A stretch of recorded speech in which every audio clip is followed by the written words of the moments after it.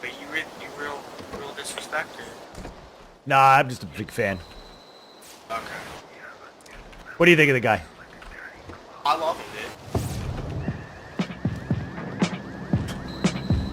Twitch is home to some of the best content on the entire internet, but it seems like they're trying their hardest to make you not want to use it. I mean, it's the most popular live streaming site, and it seems like they've forgotten all of its success is because of its users. What's going on, guys? Your motivation guy, Keith Allen, and it feels like 2020's been the longest year in forever, but it still wasn't long enough for Twitch to avoid doing these 5 things. Okay, so at number 1, we've got Twitch's ban policy. The most famous of these is when Twitch banned Dr. Disrespect on June 26, 2020. The fallout was kind of crazy, and it's easy to forget now, but there were all kinds of rumors flying around. I really want you to look me in my eyes when I say this. We still have no idea. We have no idea. Yeah, right, dude! Some people were saying that he was just going to make his own streaming platform called Borray. Others were suggesting he did something illegal. I mean, he's been banned for doing borderline crazy stuff before, so for it to be permanent, he must have finally gone too far, right? We sort of overcome a lot of stuff in the past, right? And then to have that taken away from you, and to not know why, and to not know anything about it. What do I accept in this case? I don't accept anything. And there's nothing I could do about it, Well, he's been streaming on YouTube for about 5 months, and we still haven't got an official answer. But according to the Dot, he didn't actually do anything different. All of his contracts were still in good standing. It's not clear who's in the right here, and that's really the main problem, because this isn't the first time Twitch has made mistakes when it comes to banning people. Okay, so at the beginning of this year, a couple of big streamers like TryHex and Chapel Trap House were broadcasting themselves watching the Democratic debates. But halfway through, their accounts were taken down from a fake copyright claim. I mean, probably the biggest public forum relevant to the democracy of USA is seeing the presidential candidates be able to, have their things used however it needs to be to get the messages out as wide as possible. I go as far as say that should be like public domain. Their accounts were reinstated, but it makes you wonder why the system is so bad. The accounts were from a fake company, taking down entirely left-wing streamers. TryHex wasn't using any audio, and was only showing subtitles from the event, and he still got taken down. It's not a secret that Twitch's moderation in general is quite bad, but this year has highlighted just how terrible it is. Twitch apologized and released a statement saying this: the safety of our community is a top priority. If they did 5 minutes of research, they could have just avoided this entire thing. So do they really care about the streamers, or do they just care about not offending businesses? Dominate! Wrong number, what do you mean? Oh, sorry, a donut shop. I meant to call my mom. And that leads us into number 2, DMCA claims. Twitch first implemented this policy back in 2014, and it wasn't popular then either. It was working with a company called Audible Magic that would use an algorithm to detect Twitch's VODs that had copyrighted music in them, and automatically mute any sections that did. Obviously, like any computer system, it didn't work properly. It was just way too aggressive and would mute anything that remotely fit its criteria. Even stuff like generic win signs. I mean, it was implemented overnight without even telling streamers before doing it. But here's why it's relevant. Emmett Shear, which is Twitch's CEO, apologized for this, and it was through a Reddit AMA that you can still read today. And he specifically said, "We have no intention whatsoever of bringing audio recognition to live streams on Twitch." And this year, probably because everybody was just stuck inside streaming, you can guess what they did. Twitch started getting tons of DMCA takedowns for music and clips, and they gave no useful way for streamers to deal with it. We're writing to inform you that your channel was subject to one or more of these DMCA takedown notifications that the content identified has been deleted. If you look at the UI to manage your own clips, it's designed to be as useless as possible. It takes multiple clicks just to watch one clip. Scrolling takes forever, and the only way to delete more than one at one time is to use a third-party plugin to just remove everything. Several big streamers like XQC and Shroud reacted as you might expect and just deleted everything. You have a career that is incredibly lucky to even have, right? And you're gonna take the chance over some VODs? Like, no. Dance Gaming lost over 10 years of content because of it. The backlash to this was pretty insane, and Twitch promised that they'd create tools so you could just manage your content more easily. It's now 6 months later, and Twitch still hasn't released anything. And now it isn't even safe just to listen to the music in games anymore. You can get taken down while you're live. Twitch's recommended solution to this is to turn off the game audio for live streams. Yeah, that was actually what they said. You can even get taken down for in-game sound effects now, like a police siren in Persona 5 or insect sounds from Hitman. You can't play music unless you have all of the rights to that said music, and there is no solution for what has already gone on. Senator Tom Tillis is even trying to turn DMCA violations into a felony. If this bill passes, you could go to jail because you played a second of Rick Astley's Never Gonna Give You Up. Feel free to send him an email if this sounds bad to you.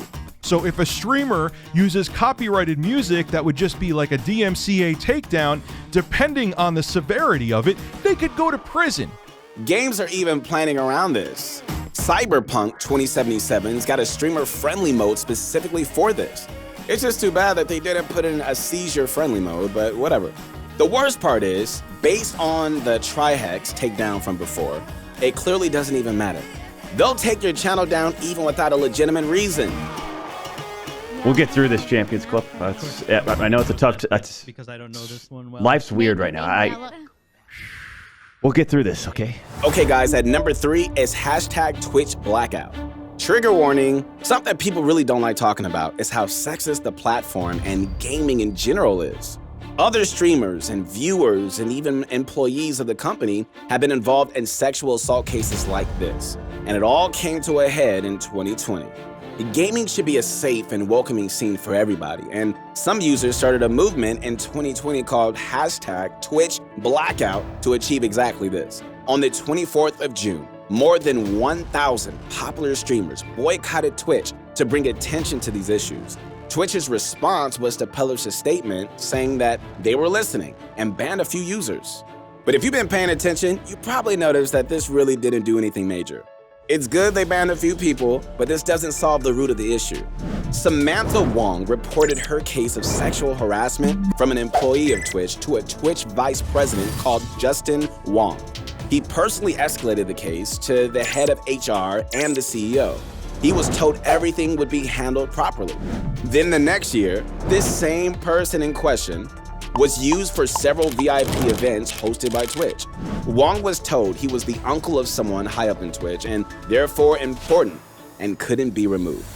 To make matters even worse, this is just one case in 1,000. There's an entire Google Doc for tracking the sexual assault accusations made towards Twitch streamers in 2020, and there has been almost no investigation or action taken towards them. And these are big streamers.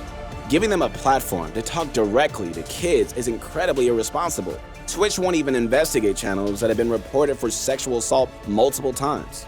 So for them to come out and make a statement that they're taking this seriously, it's a joke. And now is the time for Twitch to listen. They need to do something. We need to hold them accountable. We need to demand something be done because these empty statements are not cutting it. Some of the most popular streamers on Twitch like Hasanabe and Pokimane have spoken out for the issue as well. Twitch owes everything to the people who use their site, and they treat them like they're nothing. And it doesn't stop there either, because at number 4, the US military gets involved. Okay, so Twitch used to be a niche thing, but now it's got to the point where it's pretty mainstream. All kinds of cultures use Twitch, and you can have fan bases of several million users on it. It's gotten to the point where the US Army has its own Twitch account and regularly streams. If it hasn't set off enough alarm bells already, there's plenty more. At almost any time the account streams, its chat is filled with hundreds of users calling out the US Army for its war crimes. It should be made clear that this isn't harassment, it's just speaking against the government, which is protected by free speech. What was their response though? To start banning people from their chat for doing this, which is actually a violation of free speech since the US Army is a government body. They started silently, like unbanning people though, once it hit the news, probably because they realized it's actually unconstitutional to even do it. Nice. Really chill guy. Have a nice time getting banned, my dude. And it gets shadier still, because the US Army was using this Twitch channel to recruit people. And according to the data from May 2020, more than 3/4 of Twitch's user base in the United States is made up of children and people in their early 20s. They're building a parasocial relationship with these users, which is incredibly dangerous. We're not here to recruit anybody. We just want to connect with the gaming community and be good representatives of the Navy. But we do realize, right, naturally, when people watch it and they hear all these things, you know, our lives, they might be interested in joining the Navy. Their method was to use a giveaway for an Xbox Elite Series 2 controller, and if you click the link in the chat to enter, it will just take you to a recruiting site. No mention of a giveaway at all. Apparently host giveaways, giving away things like Xbox Elite controllers, but then the giveaway links would just redirect to an Army sign-up page. They did this multiple times as well. It wasn't just like a one-off thing, like this is actually against Twitch's TOS, so it makes sense why they cracked down on it. But it was only after being called out on it by pretty much everybody using the site. This amendment is specifically to block recruitment practices and funding for recruitment practices on platforms such as Twitch.tv. War is not a game. They're still not banned though. The US Army is a major sponsor of Twitch's rival events, and you know, they have their own esports team. So you still see mentions of the US Army on Twitch's most popular content all the time. And number 5 is Twitch's own war against ads. Now, the appeal of Twitch is getting to see things happen live. You can clip stuff and watch re-uploads later, but it's a much different experience to the real thing. So, in September, Twitch decided to create mid-roll ads. These were automatically done so streamers couldn't just control them, and they just ran by themselves in the middle of streams. They did offer picture-in-picture, but this video by Otsdarva sums it up.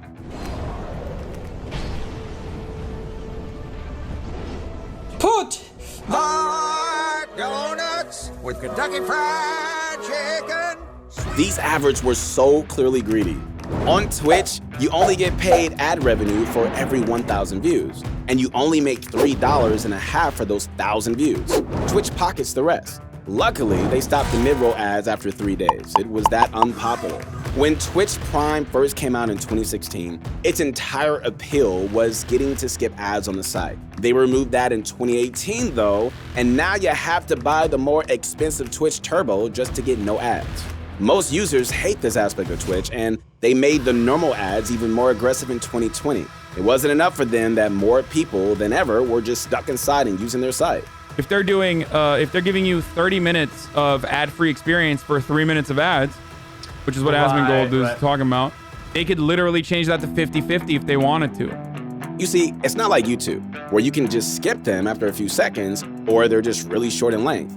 They're 30 seconds long, and you can't watch the stream during them. Streamers don't even make as much as YouTube users do, which is, you know, the whole point of being allowed to subscribe to channels. Subscribing gives you no ads. Twitch even takes 50% of each subscription. So if you click on anybody's stream just to see what they're doing, you have to sit through a 30-second unskippable ad. That kind of sucks, to be honest. And here's the main thing about these ads. They only hurt streamers. You know, you're more likely to lose someone watching your stream in those 30 seconds than having someone who just sits around through them.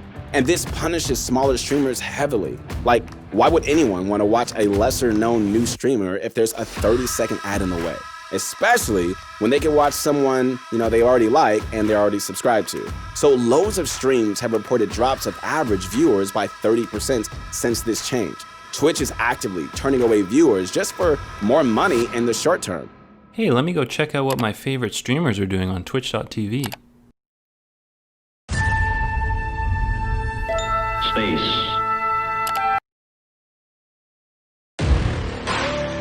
From the outside. All right, guys, so that was our top 5. Did we miss anything?